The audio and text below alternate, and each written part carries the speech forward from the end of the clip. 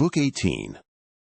Thus then did they fight, as it were, a flaming fire. Meanwhile the fleet runner Antilochus, who had been sent as messenger, reached Achilles, and found him sitting by his tall ships, and boding that which was indeed too surely true. Alas, said he to himself in the heaviness of his heart, why are the Achaeans again scouring the plain and flocking towards the ships? Heaven grant the gods be not now bringing that sorrow upon me of which my mother Thetis spoke, saying that while I was yet alive the bravest of the Myrmidons should fall before the Trojans, and see the light of the sun no longer. I fear the brave son of Menœtius has fallen through his own daring, and yet I bade him return to the ships as soon as he had driven back those that were bringing fire against them, and not join battle with Hector. As he was thus pondering, the son of Nestor came up to him, and told his sad tale, weeping bitterly the while. "Alas," he cried, "son of noble Peleus, I bring you bad tidings. Would indeed that they were untrue. Patroclus has fallen, and a fight is raging about his naked body, for Hector holds his armor." A dark cloud of grief fell upon Achilles as he listened. He filled both hands with dust from off the ground, and poured it over his head, disfiguring his comely face, and letting the refuse settle over his shirt so fair and new. He flung himself down all huge and hugely at full length, and tore his hair with his hands. The bondswomen whom Achilles and Patroclus had taken captive screamed aloud for grief, beating their breasts, and with their limbs failing them for sorrow.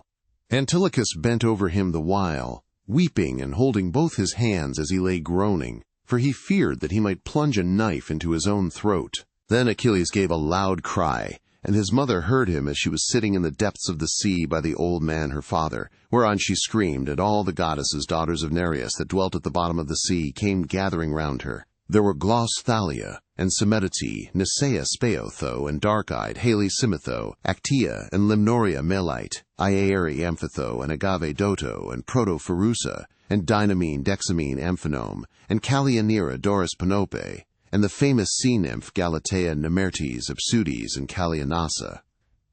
There were also Clymene, Ianeira and Ianassa, Mesaera, Orithuia, and Amathea of the lovely locks, with other Nereids who dwell in the depths of the sea. The crystal cave was filled with their multitude, and they all beat their breasts, while Thetis led them in their lament.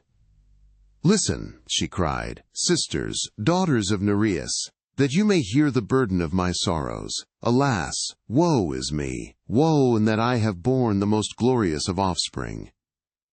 I bore him fair and strong, hero among heroes, and he shot up as a sapling. I tended him as a plant in a goodly garden, and sent him with his ships to Ilias to fight the Trojans, but never shall I welcome him back to the house of Peleus. So long as he lives to look upon the light of the sun he is in heaviness, and though I go to him I cannot help him. Nevertheless, I will go, that I may see my dear son, and learn what sorrow has befallen him, though he is still holding aloof from battle." She left the cave as she spoke, while the others followed, weeping after, and the waves opened a path before them. When they reached the rich plain of Troy, they came up out of the sea, in a long line on to the sands, at the place where the ships of the Myrmidons were drawn up in close order, round the tents of Achilles. His mother went up to him as he lay groaning. She laid her hand upon his head and spoke piteously, saying, "My son, why are you thus weeping? What sorrow has now befallen you? Tell me, hide it not from me. Surely Jove has granted you the prayer you made him, when you lifted up your hands and besought him that the Achaeans might all of them be pent up at their ships, and rue it bitterly, and that you were no longer with them." Achilles groaned and answered, "Mother, Olympian Jove has indeed vouchsafed me the fulfillment of my prayer, but what boots it to me, seeing that my dear comrade Patroclus has fallen, he whom I valued more than all others, and loved as dearly as my own life. I have lost him, I, and Hector when he had killed him stripped the wondrous armor, so glorious to behold, which the gods gave to Peleus when they laid you in the couch of a mortal man. Would that you were still dwelling among the immortal sea-nymphs, and that Peleus had taken to himself some mortal bride. For now you shall have grief infinite by reason of the death of that son, whom you can never welcome home. Nay, I will not live nor go about among mankind, unless Hector fall by my spear, and thus pay me for having slain Patroclus son of Menoetius." Thetis wept and answered, "Then, my son, is your end near at hand, for your own death awaits you full soon after that of Hector." Then said Achilles in his great grief, "I would die here and now, in that I could not save my comrade. He has fallen far from home, and in his hour of need my hand was not there to help him. What is there for me? Return to my own land I shall not, and I have brought no saving neither to Patroclus nor to my other comrades, of whom so many have been slain by mighty Hector. I stay here by my ships a bootless burden upon the earth, I who in fight have no peer among the Achaeans, though in council there are better than I. Therefore perish strife, both from among gods and men, and anger, wherein even a righteous man will harden his heart, which rises up in the soul of a man like smoke, and the taste thereof is sweeter than drops of honey. Even so has Agamemnon angered me, and yet so be it, for it is over. I will force my soul into subjection as I needs must. I will go. I will pursue Hector, who has slain him whom I loved so dearly, and will then abide my doom when it may please Jove and the other gods to send it. Even Hercules, the best beloved of Jove, even he could not escape the hand of death, but fate and Juno's fierce anger laid him low, as I too shall lie when I am dead if a like doom awaits me. Till then I will win fame, and will bid Trojan and Dardanian women wring tears from their tender cheeks with both their hands in the grievousness of their great sorrow. Thus shall they know that he who has held aloof so long will hold aloof no longer. Hold me not back, therefore, in the love you bear me, for you shall not move me." Then silver-footed Thetis answered, "My son, what you have said is true. It is well to save your comrades from destruction, but your armor is in the hands of the Trojans. Hector bears it in triumph upon his own shoulders. Full well I know that his vaunt shall not be lasting, for his end is close at hand. Go not, however, into the press of battle till you see me return hither. Tomorrow at break of day I shall be here, and will bring you goodly armor from King Vulcan." On this she left her brave son, and as she turned away she said to the sea nymphs her sisters, "Dive into the bosom of the sea, and go to the house of the old sea god my father. Tell him everything. As for me, I will go to the cunning workman Vulcan on high Olympus, and ask him to provide my son with a suit of splendid armor." When she had so said, they dived forthwith beneath the waves, while silver-footed Thetis went her way, that she might bring the armor for her son. Thus then did her feet bear the goddess to Olympus, and meanwhile the Achaeans were flying with loud cries before murderous Hector, till they reached the ships and the Hellespont, and they could not draw the body of Mars's servant Patroclus out of reach of the weapons that were showered upon him. For Hector, son of Priam, with his host and horsemen, had again caught up to him like the flame of a fiery furnace. Thrice did brave Hector seize him by the feet, striving with might and main to draw him away, and calling loudly on the Trojans. And thrice did the two Ajaxes, clothed in valor as with a garment, beat him from off the body. But all undaunted he would now charge into the thick of the fight, and now again he would stand still and cry aloud, but he would give no ground. As upland shepherds that cannot chase some famished lion from a carcass, even so could not the two Ajaxes scare Hector son of Priam from the body of Patroclus. And now he would even have dragged it off, and have won imperishable glory, had not Iris, fleet as the wind, winged her way as messenger from Olympus to the son of Peleus, and bidden him arm. She came secretly without the knowledge of Jove and of the other gods, for Juno sent her, and when she had got close to him she said, "Up, son of Peleus, mightiest of all mankind, rescue Patroclus, about whom this fearful fight is now raging by the ships. Men are killing one another, the Danaans in defense of the dead body, while the Trojans are trying to hale it away and take it to wind Ilias. Hector is the most furious of them all. He is for cutting the head from the body and fixing it on the stakes of the wall.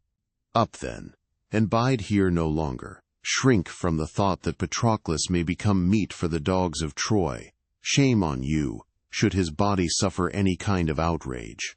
And Achilles said, "Iris, which of the gods was it that sent you to me?" Iris answered, "It was Juno, the royal spouse of Jove, but the son of Saturn does not know of my coming, nor yet does any other of the immortals who dwell on the snowy summits of Olympus." Then fleet Achilles answered her, saying, "How can I go up into the battle? They have my armor. My mother forbade me to arm till I should see her come, for she promised to bring me goodly armor from Vulcan. I know no man whose arms I can put on, save only the shield of Ajax son of Telamon, and he surely must be fighting in the front rank, and wielding his spear about the body of dead Patroclus." Iris said, "We know that your armor has been taken, but go as you are. Go to the deep trench and show your ELF before the Trojans, that they may fear you and cease fighting. Thus will the fainting sons of the Achaeans gain some brief breathing time, which in battle may hardly be." Iris left him when she had so spoken, but Achilles dear to Jove arose, and Minerva flung her tasseled aegis round his strong shoulders.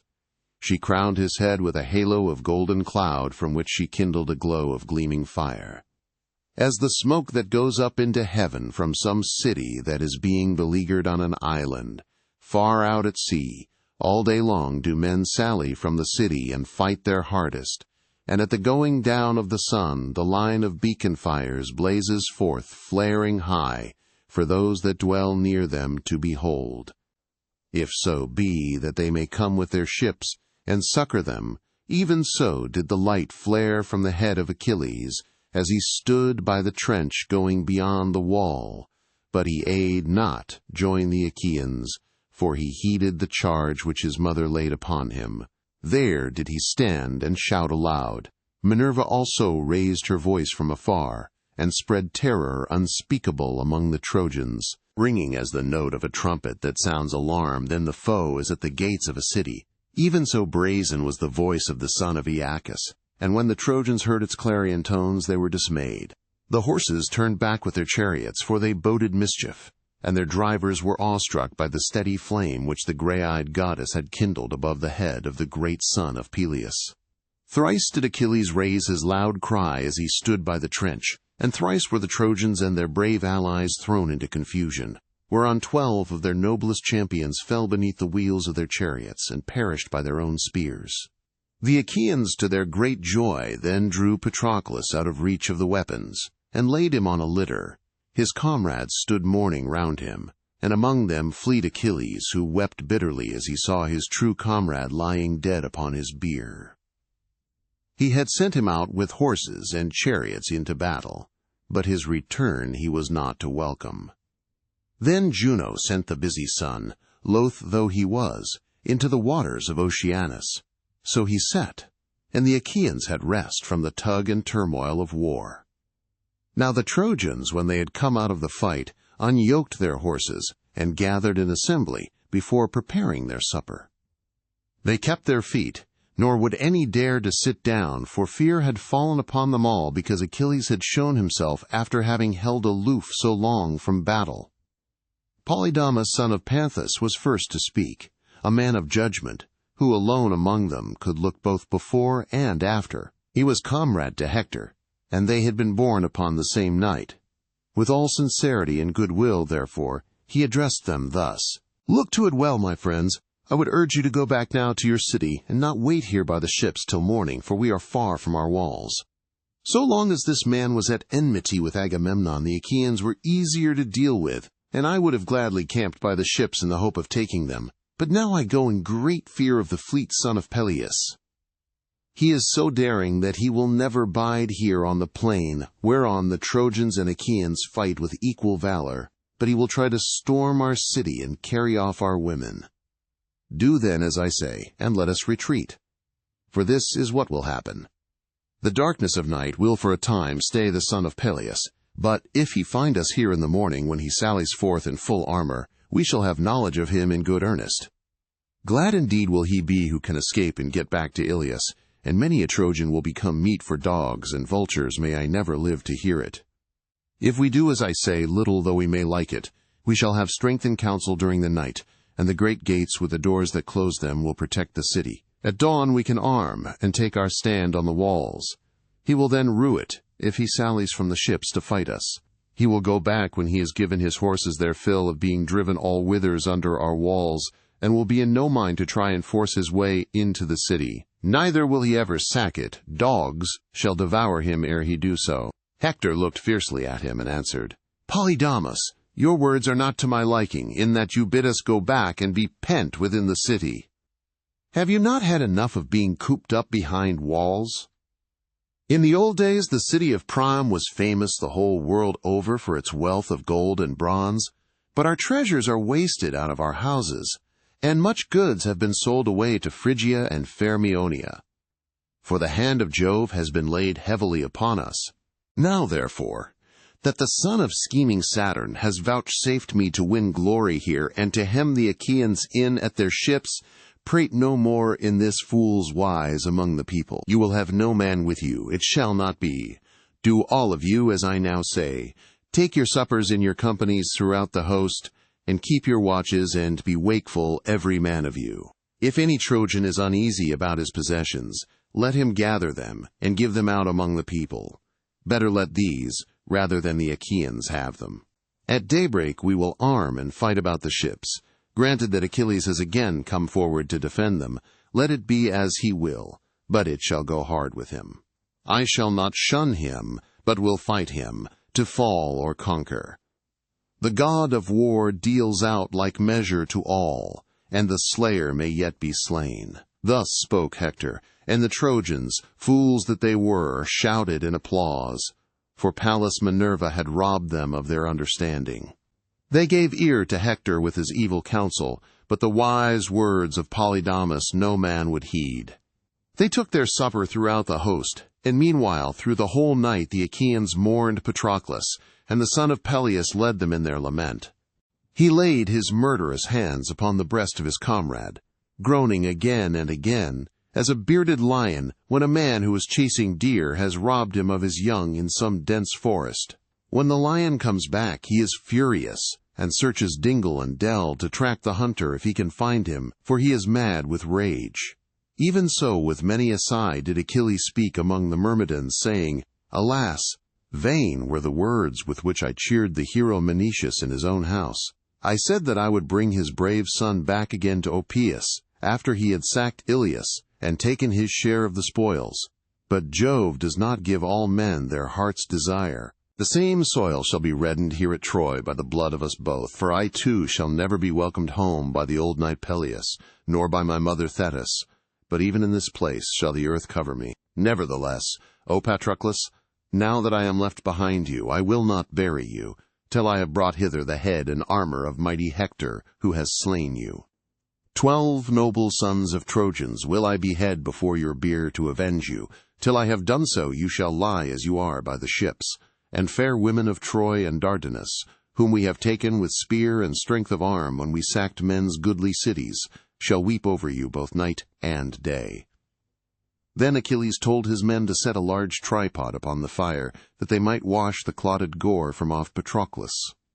Thereon they set a tripod full of bath water onto a clear fire. They threw sticks onto it to make it blaze, and the water became hot as the flame played about the belly of the tripod.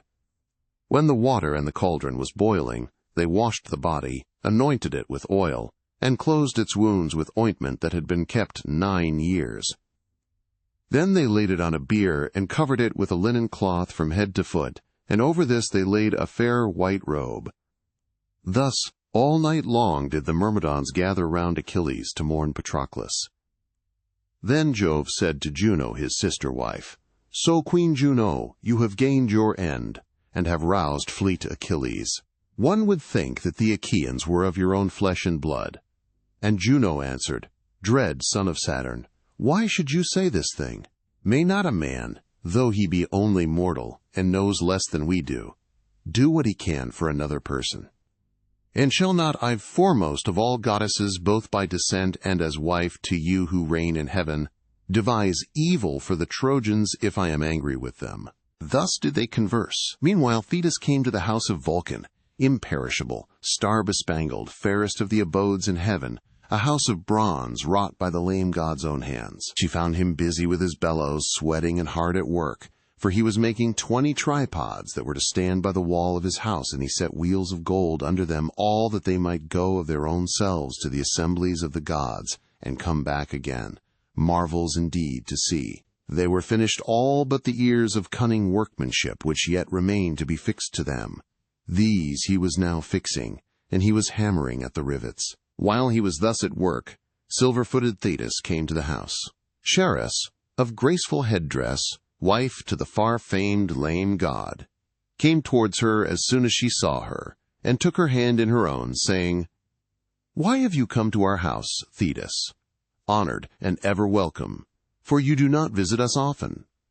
Come inside, and let me set refreshment before you." The goddess led the way as she spoke, and bade Thetis sit on a richly decorated seat, inlaid with silver.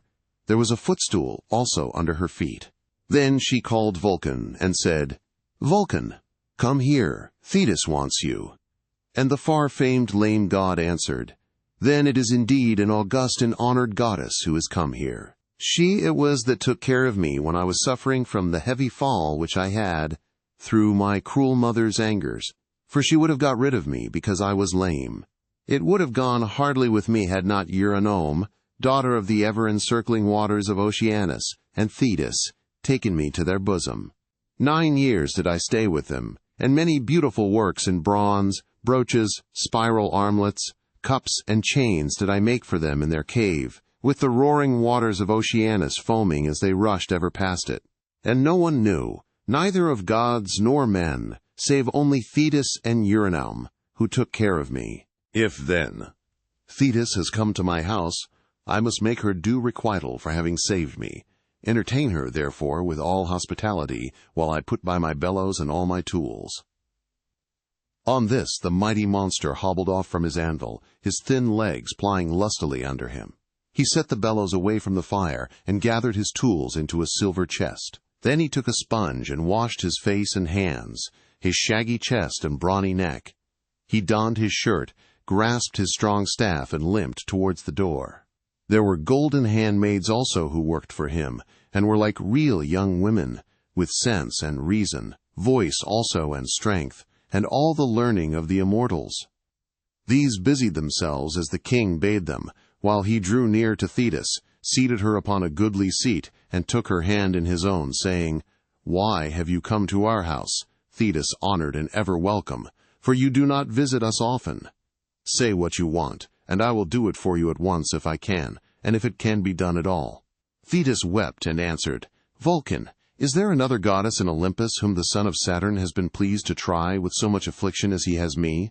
Me alone of the marine goddesses did he make subject to a mortal husband, Peleus, son of Aeacus, and sorely against my will did I submit to the embraces of one who was but mortal, and who now stays at home worn out with age. Neither is this all. Heaven vouchsafed me a son, hero among heroes, and he shot up as a sapling. I tended him as a plant in a goodly garden, and sent him with his ships to Iliad to fight the Trojans, but never shall I welcome him back to the house of Peleus. So long as he lives to look upon the light of the sun, he is in heaviness, and though I go to him, I cannot help him. King Agamemnon has made him give up the maiden whom the sons of the Achaeans had awarded him, and he wastes with sorrow for her sake. Then the Trojans hemmed the Achaeans in at their ships, sterns, and would not let them come forth. The elders, therefore, of the Argives besought Achilles, and offered him great treasure, whereon he refused to bring deliverance to them himself, but put his own armor on Patroclus, and sent him into the fight with much people after him. All day long they fought by the Scaean gates, and would have taken the city there and then, had not Apollo vouchsafed glory to Hector, and slain the valiant son of Menoetius, after he had done the Trojans much evil. Therefore I am suppliant at your knees, if haply you may be pleased to provide my son, whose end is near at hand, with helmet and shield with goodly greaves, fitted with ankle clasps, and with a breastplate, for he lost his own when his true comrade fell at the hands of the Trojans. And he now lies stretched on earth, in the bitterness of his soul." And Vulcan answered, "Take heart, and be no more disquieted about this matter. Would that I could hide him from death's sight when his hour is come, so surely as I can find him armor that shall amaze the eyes of all who behold it." When he had so said, he left her and went to his bellows, turning them towards the fire, and bidding them do their office. 20 bellows blew upon the melting pots, and they blew blasts of every kind, some fierce to help him when he had need of them, and others less strong as Vulcan willed it in the course of his work. He threw tough copper into the fire and tin with silver and gold. He set his great anvil on its block, and with one hand grasped his mighty hammer while he took the tongs in the other. First he shaped the shield so great and strong, adorning it all over and binding it round with a gleaming circuit in 3 layers, and the baldric was made of silver. He made the shield in 5 thicknesses, and with many a wonder did his cunning hand enrich it. He wrought the earth, the heavens, and the sea, the moon also at her full, and the untiring sun, with all the signs that glorify the face of heaven, the Pleiads, the Hyads, huge Orion, and the Bear, which men also call the Wain, and which turns round ever in one place, facing. Orion, and alone, never dips into the stream of Oceanus. He wrought also 2 cities, fair to see, and busy with the hum of men. In the one were weddings and wedding feasts, and they were going about the city with brides whom they were escorting by torchlight from their chambers. Loud rose the cry of Hymen, and the youths danced to the music of flute and lyre, while the women stood each at her house door to see them. Meanwhile the people were gathered in assembly, for there was a quarrel, and 2 men were wrangling about the blood money for a man who had been killed, the one saying before the people that he had paid damages in full, and the other that he had not been paid. Each was trying to make his own case good, and the people took sides, each man backing the side that he had taken. But the heralds kept them back, and the elders sat on their seats of stone in a solemn circle, holding the staves which the heralds had put into their hands.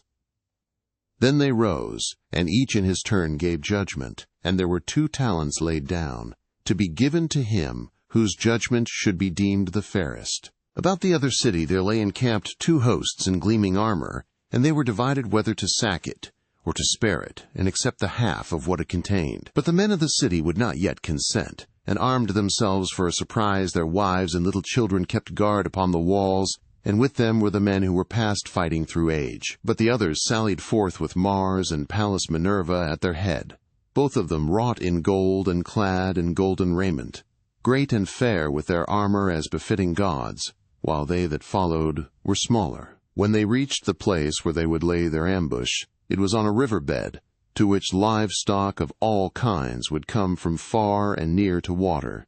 Here, then, they lay concealed, clad in full armor. Some way off them there were 2 scouts who were on the lookout for the coming of sheep or cattle, which presently came, followed by 2 shepherds who were playing on their pipes, and had not so much as a thought of danger. When those who were in ambush saw this, they cut off the flocks and herds and killed the shepherds. Meanwhile the besiegers, when they heard much noise among the cattle as they sat in council, sprang to their horses, and made with all speed towards them. When they reached them, they set battle in array by the banks of the river, and the hosts aimed their bronze-shod spears at one another. With them were strife and riot, and fell Fate, who was dragging 3 men after her, one with a fresh wound, and the other unwounded, while the third was dead, and she was dragging him along by his heel, and her robe was bedrabbled in men's blood. They went in and out with one another and fought, as though they were living people, hailing away one another's dead. He wrought also a fair fallow field, large and thrice plowed already. Many men were working at the plow within it, turning their oxen to and fro, furrow after furrow. Each time that they turned on reaching the headland, a man would come up to them and give them a cup of wine, and they would go back to their furrows, looking forward to the time when they should again reach the headland. The part that they had plowed was dark behind them, so that the field, though it was of gold, still looked as if it were being plowed, very curious to behold. He wrought also a field of harvest corn, and the reapers were reaping with sharp sickles in their hands. Swath after swath fell to the ground in a straight line behind them, and the binders bound them in bands of twisted straw. There were 3 binders, and behind them there were boys who gathered the cut corn in armfuls, and kept on bringing them to be bound. Among them all the owner of the land stood by in silence and was glad. The servants were getting a meal ready under an oak, for they had sacrificed a great ox, and were busy cutting him up, while the women were making a porridge of much white barley for the laborers, dinner. He wrought also a vineyard, golden and fair to see, and the vines were loaded with grapes. The bunches overhead were black, but the vines were trained on poles of silver. He ran a ditch of dark metal all round it, and fenced it with a fence of tin. There was only one path to it, and by this the vintagers went when they would gather the vintage. Youths and maidens, all blithe and full of glee, carried the luscious fruit in plated baskets, and with them there went a boy who made sweet music with his lyre, and sang the Linus song with his clear boyish voice. He wrought also a herd of homed cattle. He made the cows of gold and tin, and they lowed as they came full speed out of the yards to go and feed among the waving reeds that grow by the banks of the river. Along with the cattle there went 4 shepherds, all of them in gold, and their 9 fleet dogs went with them. 2 terrible lions had fastened on a bellowing bull that was with the foremost cows, and bellow as he might they hailed him, while the dogs and men gave chase. The lions tore through the bull's thick hide, and were gorging on his blood and bowels, but the herdsmen were afraid to do anything, and only hounded on their dogs. The dogs dared not fasten on the lions, but stood by, barking and keeping out of harm's way. The god wrought also a pasture in a fair mountain dell, and large flock of sheep, with a homestead and huts, and sheltered sheepfolds. Furthermore, he wrought a green, like that which Daedalus once made in Cnossus for lovely Ariadne. Hereon there danced youths and maidens, whom all would woo, with their hands on one another's wrists. The maidens wore robes of light linen, and the youths well-woven shirts that were slightly oiled. The girls were crowned with garlands, while the young men had daggers of gold that hung by silver baldricks. Sometimes they would dance deftly in a ring with merry twinkling feet, as it were a potter sitting at his work and making trial of his wheel to see whether it will run, and sometimes they would go all in line with one another, and much people was gathered joyously about the green. There was a bard also to sing to them and play his lyre, while 2 tumblers went about performing in the midst of them when the man struck up with his tune. All round the outermost rim of the shield he set the mighty stream of the river Oceanus. Then when he had fashioned the shield so great and strong, he made a breastplate also that shone brighter than fire. He made helmet, close-fitting to the brow and richly worked, with a golden plume overhanging it, and he made greaves also of beaten tin. Lastly, when the famed lame god had made all the armor, he took it and set it before the mother of Achilles, whereon she darted like a falcon from the snowy summits of Olympus, and bore away the gleaming armor from the house of Vulcan. Book 19.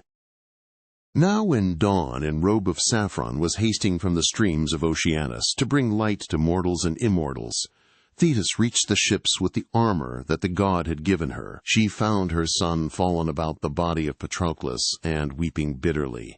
Many also of his followers were weeping round him, but when the goddess came among them, she clasped his hand in her own, saying, "My son, grieve as we may, we must let this man lie, for it is by heaven's will that he has fallen. Now, therefore, accept from Vulcan this rich and goodly armor, which no man has ever yet borne upon his shoulders." As she spoke, she set the armor before Achilles, and it rang out bravely as she did so. The Myrmidons were struck with awe, and none dared look full at it, for they were afraid. But Achilles was roused to still greater fury, and his eyes gleamed with a fierce light, for he was glad when he handled the splendid present which the god had made him. Then, as soon as he had satisfied himself with looking at it, he said to his mother, "Mother, the god has given me armor, meet handiwork for an immortal and such as no living could have fashioned. I will now arm, but I much fear that flies will settle upon the son of Minucius and breed worms about his wounds, so that his body, now he is dead, will be disfigured, and the flesh will rot." Silver-footed Thetis answered, "My son, Be not disquieted about this matter. I will find means to protect him from the swarms of noisome flies that prey on the bodies of men who have been killed in battle. He may lie for a whole year, and his flesh shall still be as sound as ever, or even sounder. Call therefore the Achaean heroes in assembly. Unsay your anger against Agamemnon, arm at once, and fight with might and main." As she spoke, she put strength and courage into his heart, and she then dropped ambrosia and red nectar into the wounds of Patroclus, that his body might suffer no change. Then Achilles went out upon the seashore, and with a loud cry called on the Achaean heroes. On this even those who as yet had stayed always at the ships, the pilots and helmsmen, and even the stewards who were about the ships and served out rations, all came to the place of assembly because Achilles had shown himself after having held aloof so long from fighting. 2 sons of Mars, Ulysses and the son of Tydeus, came limping, for their wounds still pained them. Nevertheless they came, and took their seats in the front row of the assembly. Last of all came Agamemnon, king of men, he too wounded, for Coon son of Antenor had struck him with a spear in battle. When the Achaeans were got together, Achilles rose and said, "Son of Atreus, surely it would have been better alike for both you and me when we two were in such high anger about Briseis. Surely it would have been better, had Diana's arrow slain her at the ships on the day when I took her after having sacked Lyrnessus. For so many an Achaean the less would have bitten dust before the foe in the days of my anger. It has been well for Hector and the Trojans, but the Achaeans will long indeed remember our quarrel. Now, however, let it be, for it is over. If we have been angry, necessity has schooled our anger. I put it from me. I dare not nurse it forever. Therefore, bid the Achaeans arm forthwith, that I may go out against the Trojans, and learn whether they will be in a mind to sleep by the ships or no. Glad, I ween, will he be to rest his knees who may fly my spear when I wield it." Thus did he speak, and the Achaeans rejoiced in that he had put away his anger. Then Agamemnon spoke, rising in his place, and not going into the middle of the assembly. "Danaan heroes," said he, "servants of Mars, it is well to listen when a man stands up to speak, and it is not seemly to interrupt him, or it will go hard even with a practiced speaker, who can either hear or speak in an uproar. Even the finest orator will be disconcerted by it. I will expound to the son of Peleus, and do you other Achaeans heed me and mark me well. Often have the Achaeans spoken to me of this matter and upbraided me, but it was not I that did it.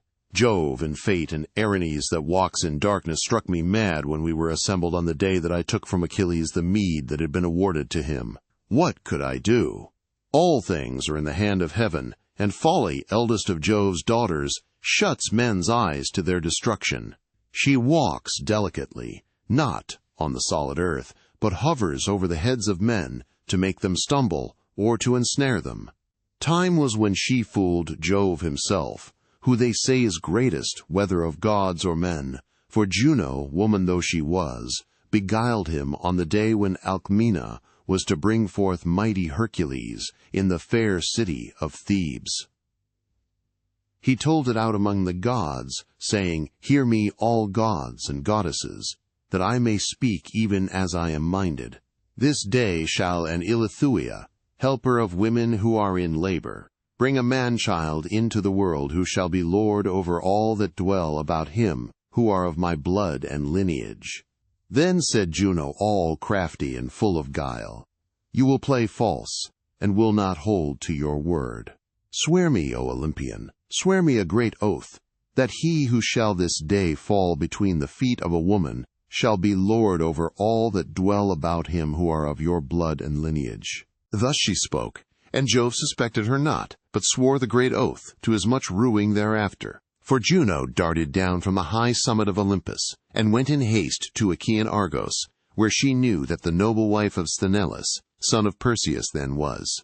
She being with child and in her 7th month, Juno brought the child to birth, though there was a month still wanting. But she stayed the offspring of Alcmena, and kept back the Ilithuiae.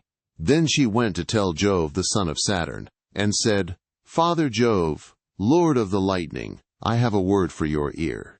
There is a fine child born this day, Eurystheus, son to Sthenelus, the son of Perseus. He is of your lineage. It is well, therefore, that he should reign over the Argives." On this Jove was stung to the very quick, and in his rage he caught Folly by the hair, and swore a great oath that never should she again invade starry heaven and Olympus, for she was the bane of all. Then he whirled her round with a twist of his hand, and flung her down from heaven so that she fell onto the fields of mortal men. And he was ever angry with her when he saw his son groaning under the cruel labors that Eurystheus laid upon him.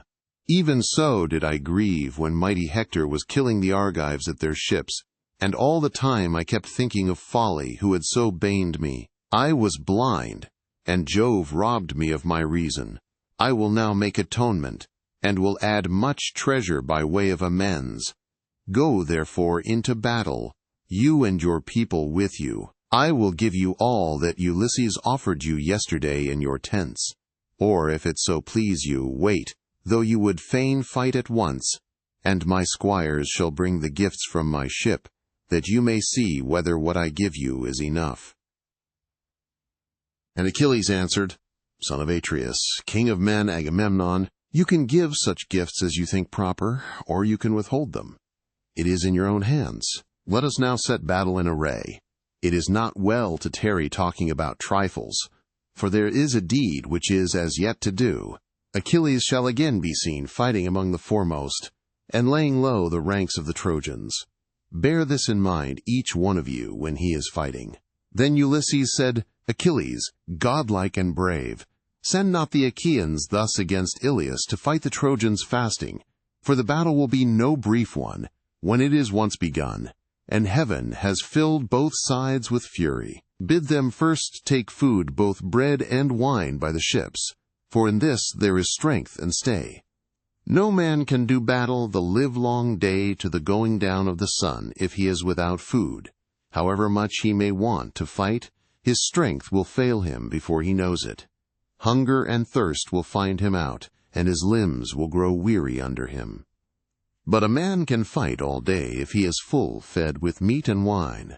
His heart beats high, and his strength will stay till he has routed all his foes. Therefore, send the people away and bid them prepare their meal.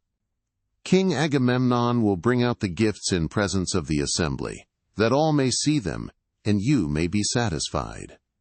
Moreover, let him swear an oath before the Argives that he has never gone up into the couch of Briseis, nor been with her after the manner of men and women, and do you, too, show yourself of a gracious mind. Let Agamemnon entertain you in his tents, with a feast of reconciliation, that so you may have had your dues in full. As for you, son of Atreus, treat people more righteously in future.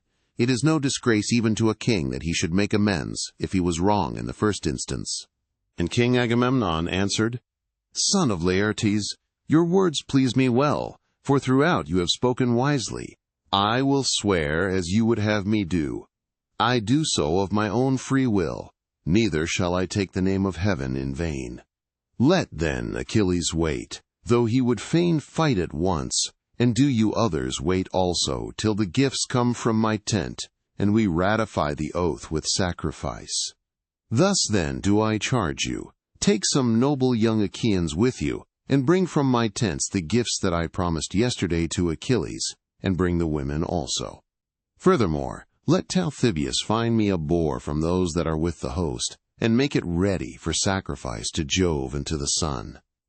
Then said Achilles, "Son of Atreus, king of men, Agamemnon, see to these matters at some other season, when there is breathing time and when I am calmer. Would you have men eat, while the bodies of those whom Hector, son of Priam, slew, are still lying mangled upon the plain?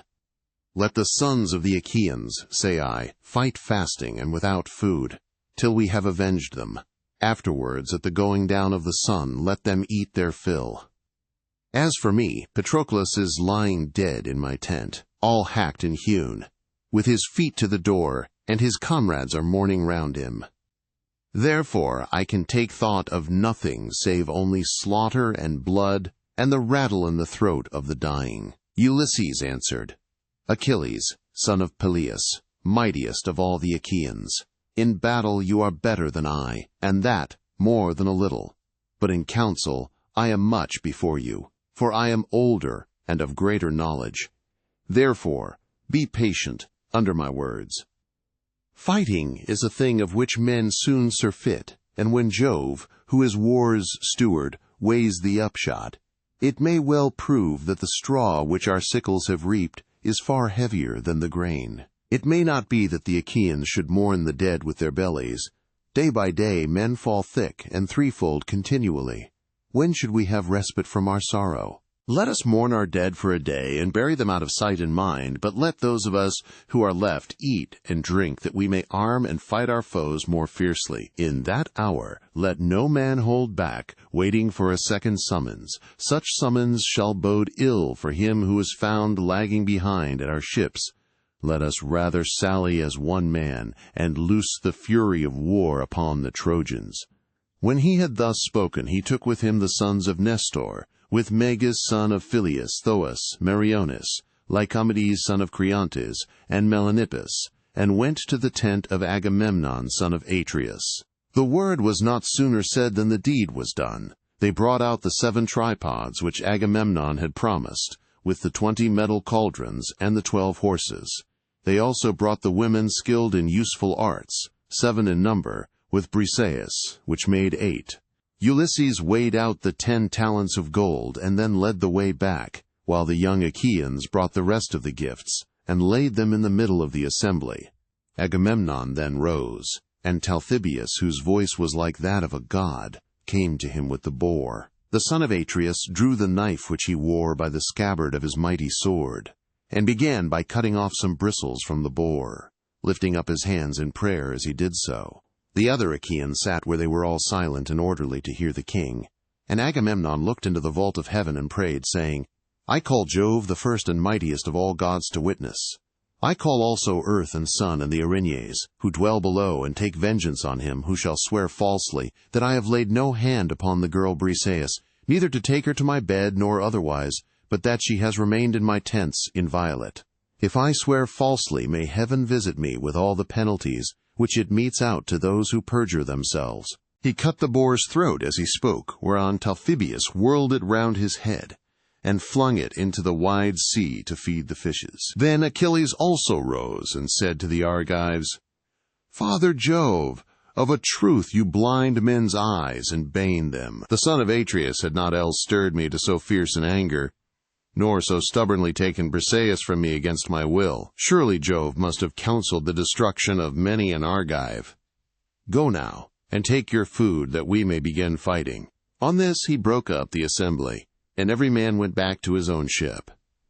The Myrmidons attended to the presents and took them away to the ship of Achilles.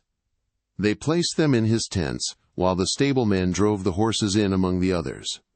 Briseis, fair as Venus, when she saw the mangled body of Patroclus, flung herself upon it and cried aloud, tearing her breast, her neck, and her lovely face with both her hands.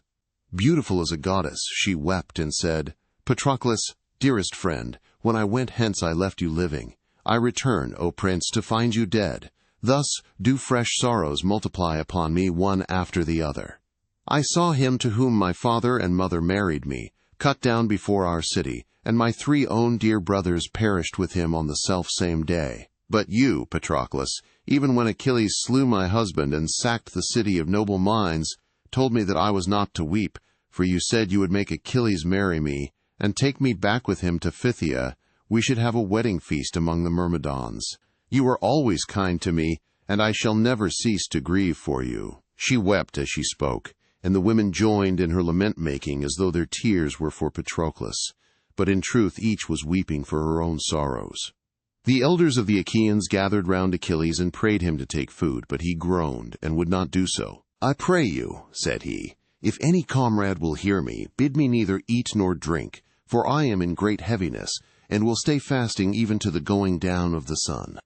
On this he sent the other princes away, save only the 2 sons of Atreus and Ulysses, Nestor, Idomeneus, and the knight Phoenix, who stayed behind and tried to comfort him in the bitterness of his sorrow. But he would not be comforted till he should have flung himself into the jaws of battle. and he fetched sigh on sigh, thinking ever of Patroclus. Then he said, "Hapless and dearest comrade, you it was who would get a good dinner ready for me at once and without delay when the Achaeans were hasting to fight the Trojans.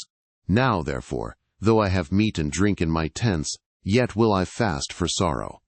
Grief greater than this I could not know, not even though I were to hear of the death of my father who is now in Phthia, weeping for the loss of me his son, who am here fighting the Trojans in a strange land for the accursed sake of Helen.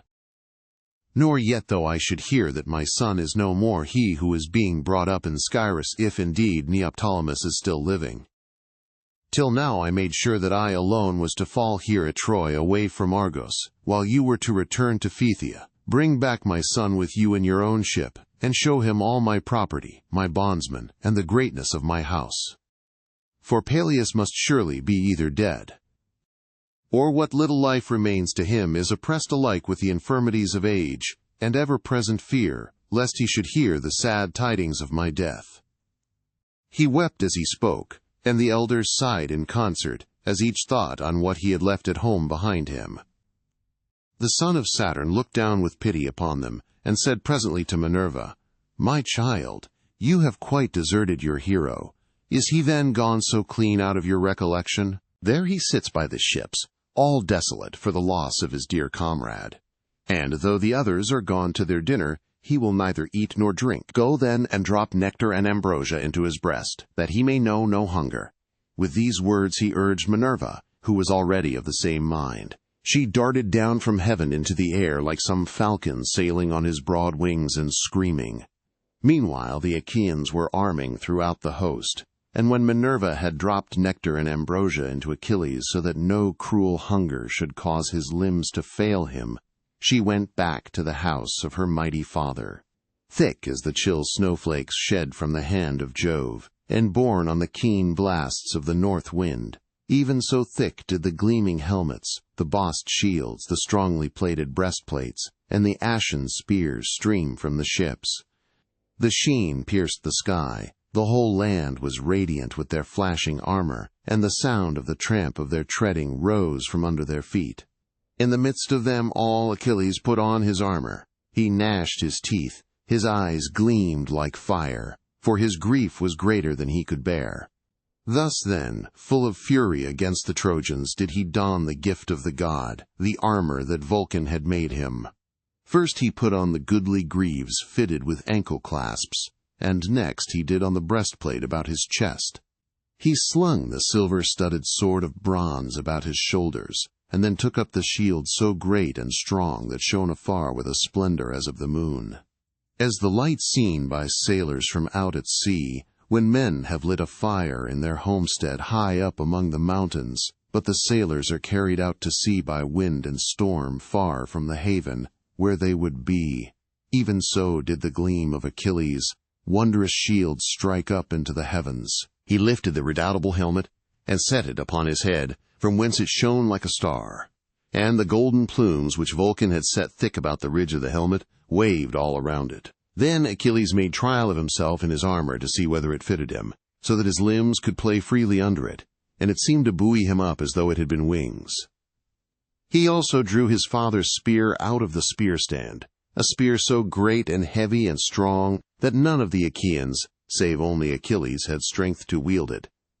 This was the spear of Pelion ash, from the topmost ridges of Mount Pelion, which Chiron had once given to Peleus, fraught with the death of heroes.